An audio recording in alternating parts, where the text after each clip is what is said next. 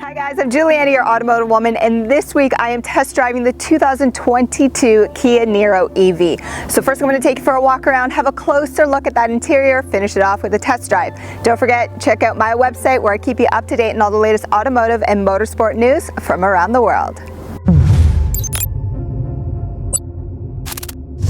Kia introduced this versatile crossover as recently as 2018, and every year since, it's either improved with range, standard features, or won awards, like most recently the JD Power Award for Best EV Ownership Experience among mass market battery electric vehicles in the US, which is an interesting fact because the Niro isn't available for sale in every US state. Nonetheless, in 2022, it receives for the first time Kia's updated logo styling. A 10.25-inch touchscreen is available in all trims and more standard driver safety technology. But I'm going to begin this review with the all-important battery range. So in 2021, Kia improved the Niro's range, and that remains for 2022. So for my US viewers, you could travel up to 239 miles, and for us Canadians, it's 385. But interesting fact, when I recharge at home, it actually states that I can travel up to 461 kilometers. Of course, this is before I turn on my heated steering wheel and my heated seats and my heating inside my cabin, but I'll get to all of that during my test drive.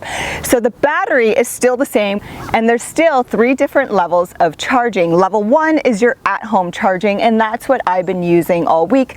It's your traditional 3-prong outlet. It's going to be incredibly slow. And then you have your level 2, which you could have a unit installed at your house, or you'll find level 2 in most small parking lots or even some restaurants. And then you have level 3, which is your DC fast charging. And when you use DC fast charging, you can charge up to 80% full in less than an hour. And when you are full, this is producing 201 horsepower with 291 pound-feet of torque. And it's still only available in front-wheel drive. This week I've had the pleasure of test driving the top trim touring package here in Canada. For my US viewers, you have 2 trim levels available. That's EX and EX Premium. Your EX Premium is just about on par with our touring, give or take a couple features, and I'll explain those differences as I take you for a walk around. But regardless of trim, every single EV Niro comes equipped with 17-inch wheels. These have been modified for 2022. It also comes equipped with braking regeneration, and this is commonly used on EV vehicles and allows you to recharge your battery slightly when you lift off of the accelerator. And like the Audi e-tron I reviewed, the Kia Niro EV has 3 different levels of braking regen, and you can control those levels by using the paddle shifters on your steering wheel. And this is pretty important, keep this in mind. When you're using the most aggressive level, which is that 3rd level, you can come to a complete stop without using your brake pedal. So what that means is when you're in heavy traffic, if you're using your braking regen to recharge your battery, the people behind you or around you aren't going to know because your brake lights don't work. For you to come to a complete stop safely when you have a lot of people around you, I recommend using your brake lights so people know that you're coming to a stop. Don't use your braking regen. I mentioned it previously, but the Niro is a compact crossover, and you would assume that you have towing capabilities, but you do not in the EV model. If you're looking for towing capabilities, well then I would recommend making the switch to the hybrid version, and before you go installing a bike rack back here, speak to your Kia specialist to make sure you're not voiding your warranty. Now when it comes to overall cargo capacity, the Niro isn't leading the segment, but it's also not the worst. And when you're not traveling with any guests on the back seats, well, the seats fold in a 60-40 split, and you can put them down by using the handles on each side. Also, what's really nice with the top trim touring or in the EX Premium version, it automatically comes equipped with a cargo cover and a mesh net cover. Look for this inside your glove box. Now underneath here, your trunk floor, you could actually put some smaller items, but remember, I mentioned there's no spare tire. Underneath here is where you'll be able to find your tire mobility kit. Overall interior cabin space remains unchanged for 2022, and remember, this is a compact crossover, so space back here can get tight, but if you have a small family, everybody will fit fine. And if you're familiar with my channel, you know I'm 5'3", so I fit pretty much well everywhere, but when you go out for your test drive, bring your family to ensure they can fit back here comfortably. Now in terms of storage, well, you have pockets available behind both front seats, but in the Touring and EX Premium, you have 2 pockets behind the front seats. On the lower trims, you'll only have a pocket behind the front seat passenger, so pay attention to that. And on the side, yeah, you only have space for 1 cup or bottle holder, and then maybe 1 small snack on top of here. Of course, when nobody's sitting in the center, you can take advantage of your 2 traditional cup or bottle holders on top of the center armrest. But 2 of my favorite features are offered, and that is rear heated seats. Again, top trim Touring and EX Premium. To turn on your heated seats, use the button on top of here, and then my other favorite feature is a 3-prong outlet. This is a fantastic, and on top of there you'll find 2 directional vents. If you're looking for connectivity for rear seat passengers, well, that's available to you inside the front center console. Before I take you for a tour of this very simplistic and decluttered passenger area, I have one more feature to tell you about, and that's a remote starter on your key fob. If you do not receive a remote starter on your key fob, ask your Kia specialist about the UVO app. Essentially, if you download the app or using the remote starter on your key fob, you can pre-start your vehicle and preheat your cabin, but it will not work for you if you're plugged in. So basically, make sure you're unplugged so you could take advantage of this feature. Now I'm going to start up top with the small sunroof, which comes standard in the EX Premium and Touring models. This is manual to open, and then it's power operated. Every seat in here is soft synthex leather. I also have the white accenting. If you go with a smaller trim level, that's fine. You're just going to have a blend of cloth and this soft synthex leather. These front seats are both heated and ventilated. To turn them on, use the buttons on top of here.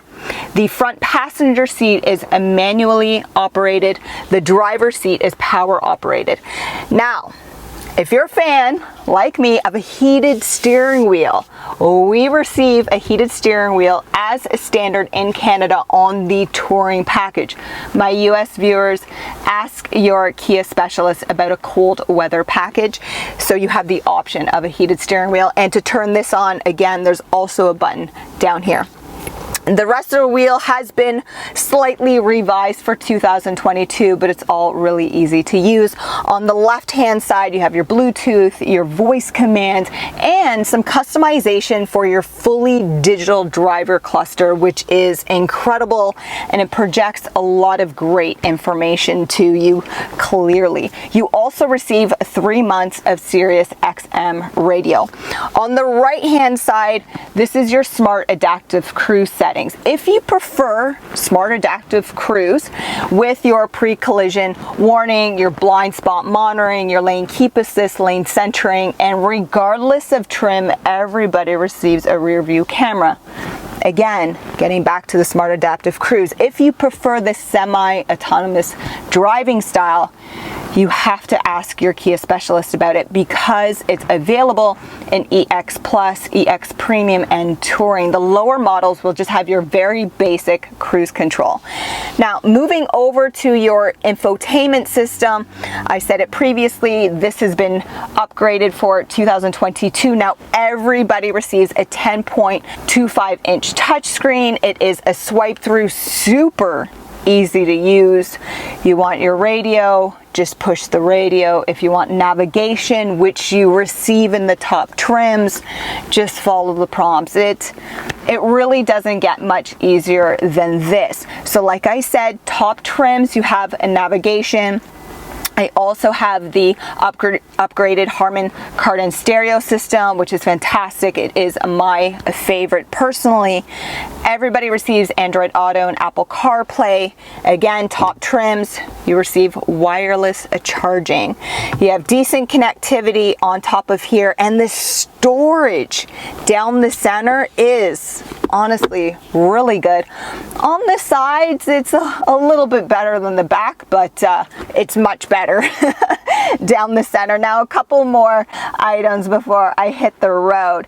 So you have a couple different driving modes. You have Eco, Normal, and Sport. And Sport is a lot of fun with that instant torque, but you could also see how it drains your battery on that digital driver cluster. Now, to put it into gear, you actually use the turn knob down here, and it's just reverse, neutral, and drive. To put it into park, you have to push the P button. It's not going to park itself. Now, that said, let's hit the road so I can provide you with my final driving impression from this past week. Overall drivability for the week has just been pleasant. EVs in general are just really smooth. It's nice and quiet, and when they have sport mode is so much fun with that instant torque. Just like that. I mean, nothing beats EV instant torque. It is a fantastic, but when you're using your sport mode, you can literally just see your battery drain. And honestly, if you're only driving like 30 minutes or 60 minutes daily to and from work, you can have fun always in sport mode, and it's not going to be a problem for you, because you can charge up everywhere. And all I've been doing is using the slowest level 1 charging, and I've had no issues being topped up. And yeah, I was pleasantly surprised when I got into the Niro EV for the first time after charging overnight, and it said that I had 461 kilometer range. That's fantastic. But then, as I said, as soon as you turn on your heated steering wheel and heated seats and then sport mode, you can watch that just drain pretty quickly. But that braking regen is really, really good. I've left mine at the most aggressive setting all week, so it charges itself up because I really like that sport mode. But remember, when you're using your braking regen, your brake lights don't work, and you know the people around you aren't going to know that you're using your braking regen. So make sure you use your brakes so your brake lights work when you're in traffic. Another feature that I like is blind spot monitoring. All that stuff is great. But what I love, which Kia does, is they have a shortcut on the side that if you don't want your lane keep assist working for you or your blind spot monitoring, you can just hold those buttons down on the side and you can turn them off right away. Right? So that's way better than going through your infotainment system. It makes everything super convenient and much faster.